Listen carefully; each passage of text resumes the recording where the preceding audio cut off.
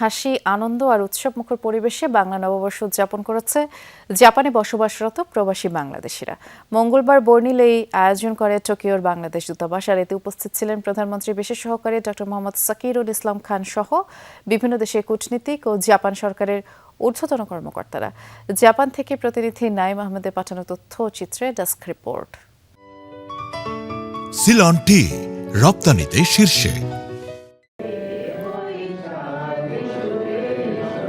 নতুন বছরকে স্বাগত জানাতে পরিবেশিত হচ্ছে বৈশাখের আগমনী গান। পাশেই সাজিয়ে রাখা হয়েছে হরেক রকম পিঠা আর মিষ্টি সহ নানা পদের দেশীয় খাবার। বর্ণাঢ্য এ আয়োজন হয়েছে জাপানের টোকিওতে অবস্থিত বাংলাদেশ দূতাবাসে। অনুষ্ঠানের শুরুতে জাপানে নিযুক্ত বাংলাদেশের রাষ্ট্রদূত মোহাম্মদ দাউদ আলী উপস্থিত সকলকে বাংলা নববর্ষের শুভেচ্ছা জানান। এ সময় প্রধানমন্ত্রীর বিশেষ সহকারী ডক্টর মোহাম্মদ সাকিরুল ইসলাম খান, বিভিন্ন দেশের রাষ্ট্রদূত ও কূটনীতিক, জাপান সরকারের বিভিন্ন মন্ত্রণালয়ের ঊর্ধ্বতন কর্মকর্তা, স্থানীয় মিডিয়া হাউস প্রতিনিধি ও ব্যবসায়িক নেতৃবৃন্দ সহ প্রবাসী কমিউনিটির অনেকেই উপস্থিত ছিলেন।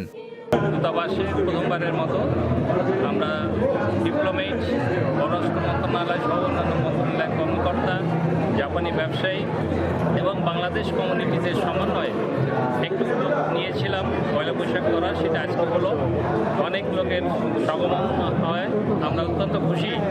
নববর্ষ উপলক্ষে মুখোশ, স্বরাচিত্র আর আলপনা দিয়ে সাজানো হয় পুরো দূতাবাস প্রাঙ্গণ। প্রদর্শনীতে রাখা হয় গ্রাম বাংলার বিভিন্ন বাদ্যযন্ত্রের সমাহার। দেশীয় ঐতিহ্যের এত বর্ণিল উপস্থাপন দেখে যেমন আপ্লুত হন প্রবাসী বাংলাদেশিরা, তেমনই এ আয়োজন মুগ্ধ করে বিদেশি অতিথিদেরও।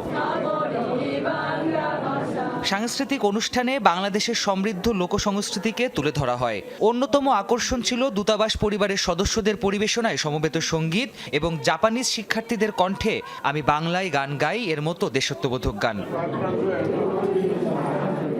এত সব আয়োজনের পাশাপাশি ছিল দুধ চিতই, রসবড়া, পাকান, পাটিসাপটা আর রসগোল্লা সহ হরেক রকম মুখরোচক খাবারের পসরা। ছুটির দিন না হলেও জাপানের বিভিন্ন অঞ্চল থেকে এ আয়োজনে সামিল হতে ছুটে আসেন প্রবাসীরা। সকলের স্বতঃস্ফূর্ত অংশগ্রহণে এক আনন্দঘন মিলন মেলায় পরিণত হয় দূতাবাস প্রাঙ্গণ। প্রাণপ্রতিম কুণ্ডু, যমুনা নিউজ।